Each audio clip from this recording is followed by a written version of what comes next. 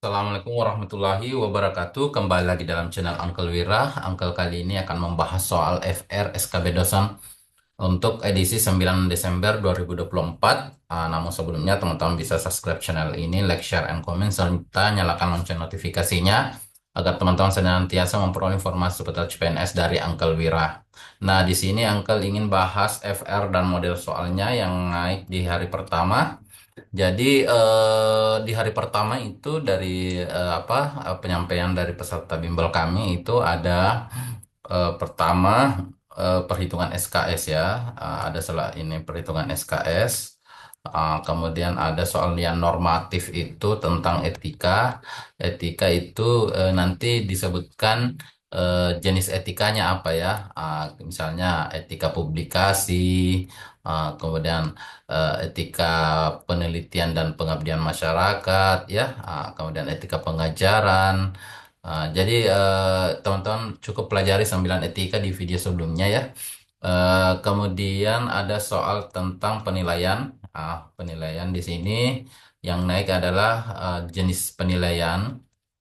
Ada Engkau sudah bahas sebetulnya ini ada juga prinsip penilaian, kemudian instrumen ya, alat ukur.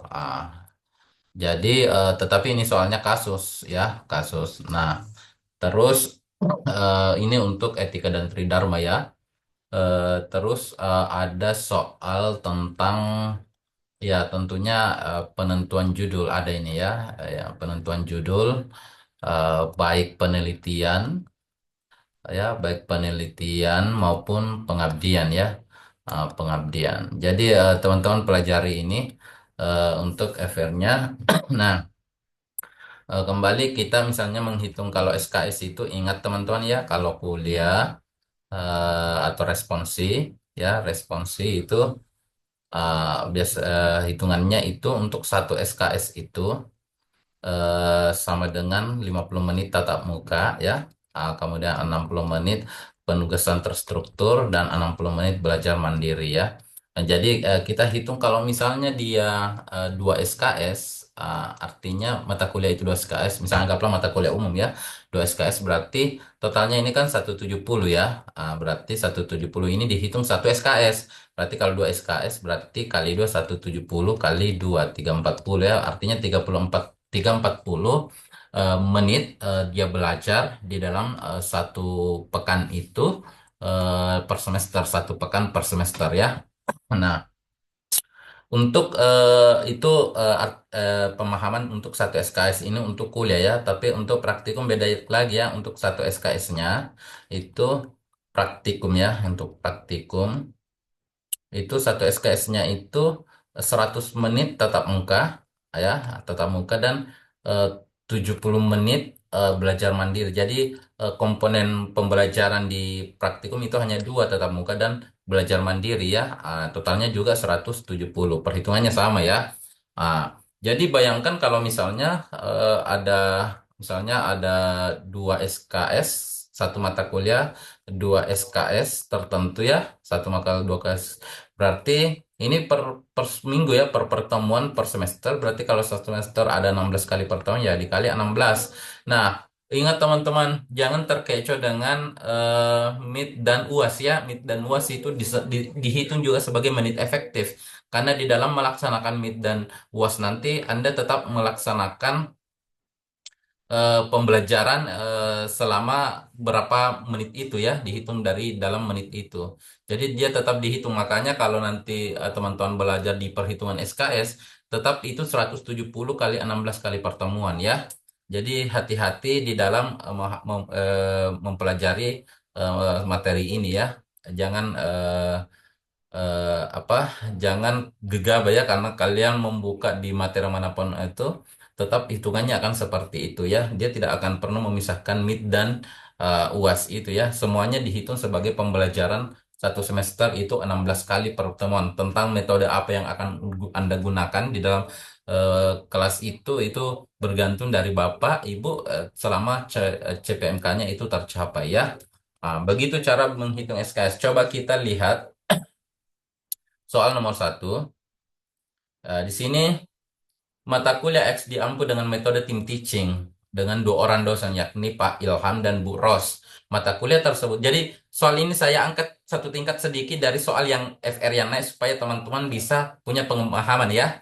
Yang bagus artinya ketika mampu mengerjakan soal ini ya pastilah bisa nantinya ya. Karena soal yang naik menurut peserta itu sangat mudah untuk soal penentuan minggu efektifnya karena apa menit efektifnya karena semuanya ditentukan ya berapa kali pertemuan, tinggal nanti metodenya apa, pembelajarannya. Bahkan dia sebutkan ini 50 ini 100 menit di dalam soal itu ya. Jadi hitungannya gampang. Jadi coba kita lihat soalnya ya. Mata kuliah X diampu dengan metode team teaching dengan dua orang dosen yakni Pak Ilham dan Bu Ros. Mata kuliah tersebut memiliki beban 2 SKS. Pertemuan pertama hingga mid semester diampu oleh Pak Ilham, sementara pertemuan ke-9 hingga UAS diampu oleh Bu Ros. Target mata kuliah harus terpenuhi seluruh CPMK yang ada di RPS. Pertemuan kelima bertepatan dengan hari libur nasional sehingga saat itu perkuliahan tidak dilaksanakan. Berapa menitkah total beban belajar efektif yang diberikan Pak Ilham kepada mahasiswa dengan metode kuliah dan berapa menit belajar mandiri hingga pelaksanaan MIT ya. Ingat teman-teman, karena di sini ada kalimat ada apa? Seluruh sub harus terpenuhi seluruh sub CPMK-nya ya, sub CPMK-nya di dalam RPS. Berarti hari libur ini tetap harus ada pembelajaran meskipun harus dipindahkan ke hari lain ya. Berarti 8 kali pertemuan oleh Pak Ilham tetap terlaksana ya, 8 kali pertemuan. Setiap pertemuan ada 2 SKS ya. Setiap mata kuliah ini ada 2 SKS. Berarti berapa SKS secara keseluruhan berarti per pertemuan itu itu dapatnya 2 kali 170 menit kan satu SKS karena ini metode kuliah berarti dia 50 tatap muka, 60 penugasan terstruktur dan 60 belajar mandiri. Nah, di sini 170 menit dikali 2 340 per hari per pertemuan. Ada 8 pertemuan maka dikali 8. Maka totalnya sama dengan 27 27 20 ya. Oke, 27 20. Ini total pertemuan secara keseluruhan. Kenapa? Karena ini pertemuan kelima pasti akan diganti karena harus target mata kuliah harus terpenuhi seluruh CPMK ya. Jadi harus terpenuhi 8 kali berarti dia harus memindahkan ya. Saya tambahkan kasusnya ya, tambahkan kasusnya teman-teman supaya teman-teman lebih sedikit tidak kaget ketika menemukan di pertemuan di hari-hari tes berikutnya menemukan soal yang lebih agak lebih rumit ya. Berapa menitkah total belajar efektif?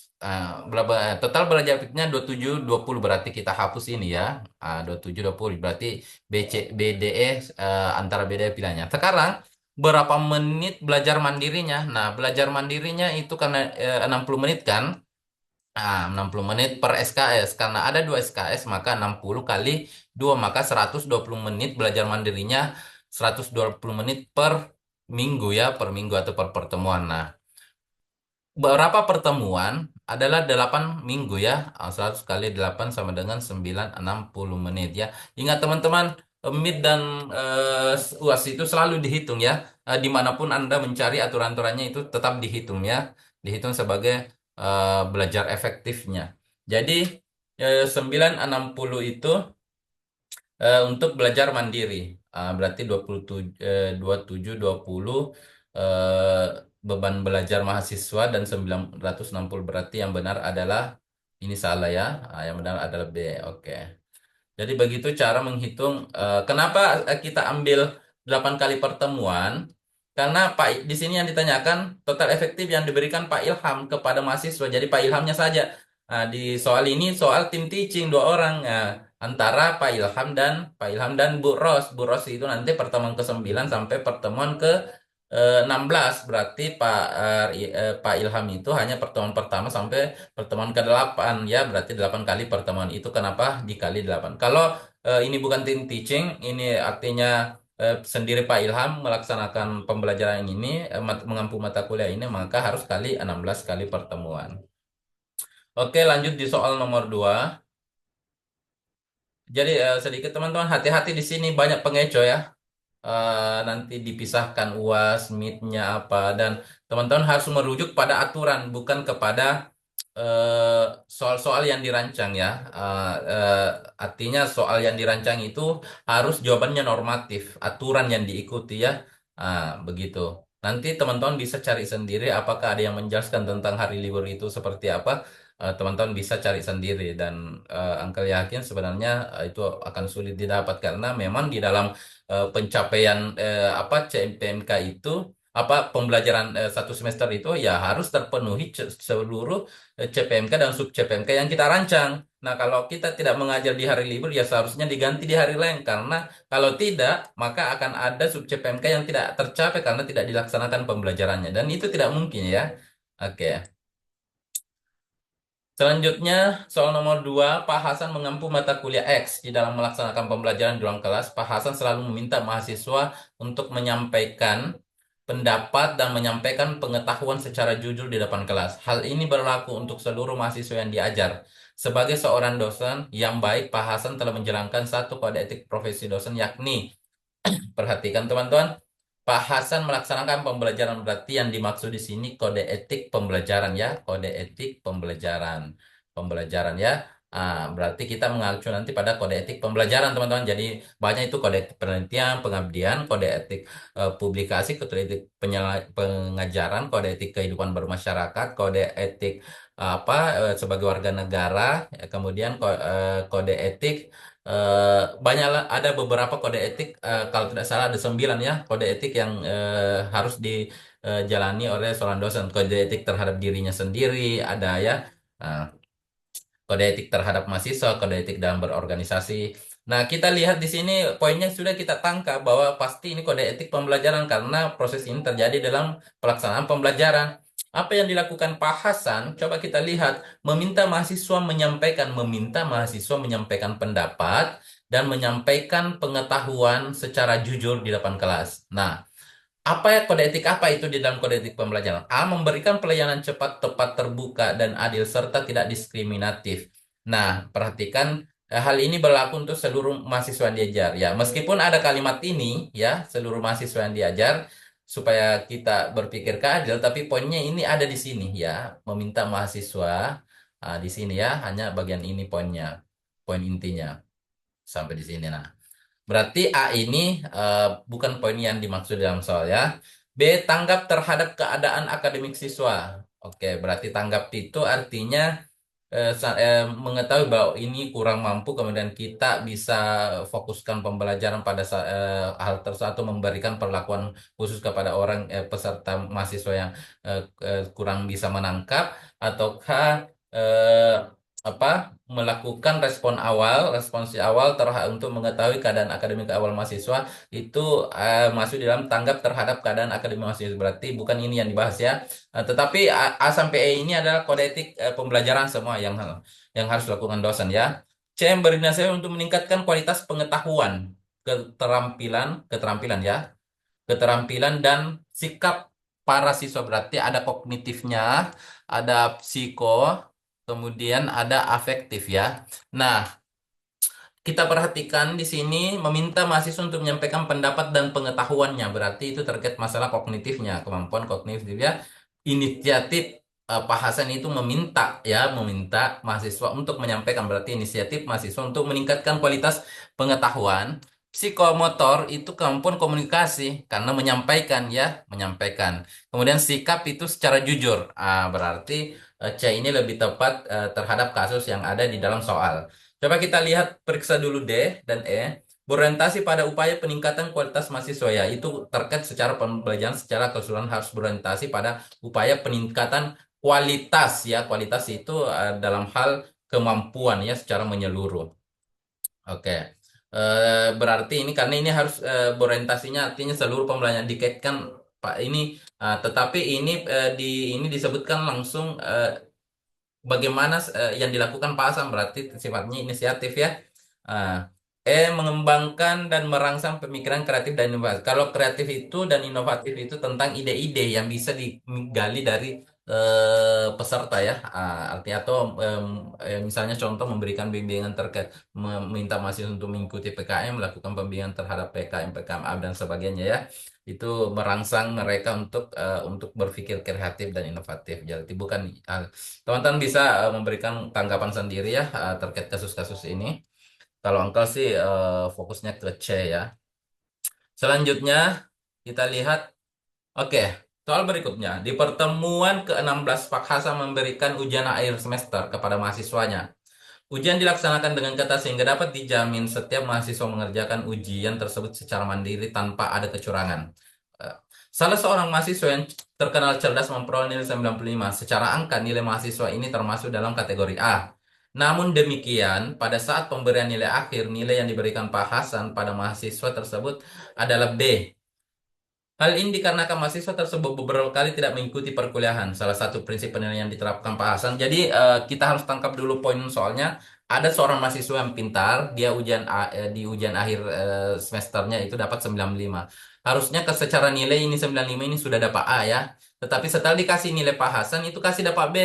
Oh ternyata Pak Hasan kasih B itu karena dia tahu anak ini sudah beberapa kali tidak mengikuti perkuliahan. Nah, jadi dia dapat B bukan A ya. Nah, itu kita udah tangkap dari soalnya. Nah, prinsip penilaian apa yang diterapkan Pak Hasan? Pertama, akuntabel. Kita harus tahu apa itu akuntabel dulu ya.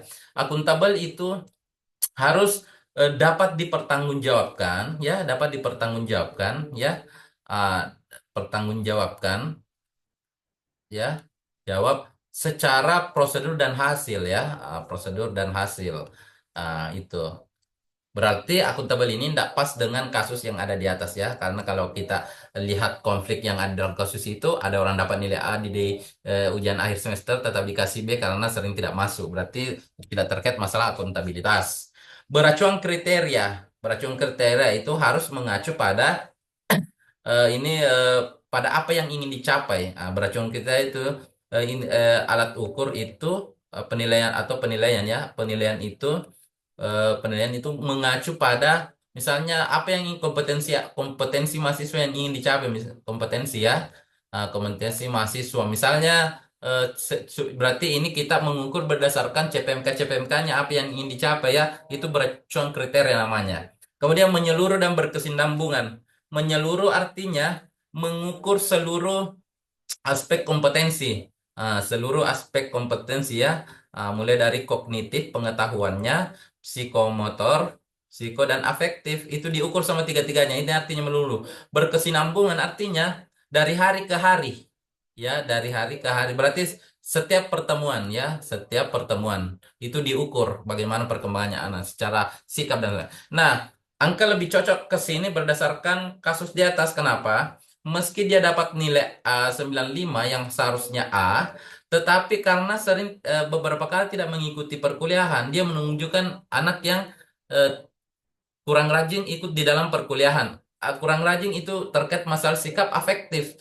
Dan ketika dia beberapa kali tidak mengikuti perkuliahan berarti ada poin penilaian berkesinambungan yang tidak dia dapatkan sehingga itu bisa digabung nanti nilainya itu dan ternyata itu misalnya 95 ini berarti ada nilai sikap yang lebih rendah kemudian ketika dihitung itu menurunkan 95 ini ke angka di bawahnya itu bisa jadi B dan sebagainya ya. Berarti angka lebih cenderung menyeluruh. Berarti Pak Hasan ini tidak hanya menilai tugas akhirnya, ujian akhirnya sebagai satu bagian dari pengetahuan kognitif saja, tetapi juga menilai sikap ya terkait masalah kerajinan dan sebagainya. Kalau adil ini teman-teman ini ya teman-teman harus pahami. Kalau adil itu penilaian itu tidak didasari pada latar belakang mahasiswa, agama, suku. Jadi ini tidak dilatari ya, suku dan kedekatan.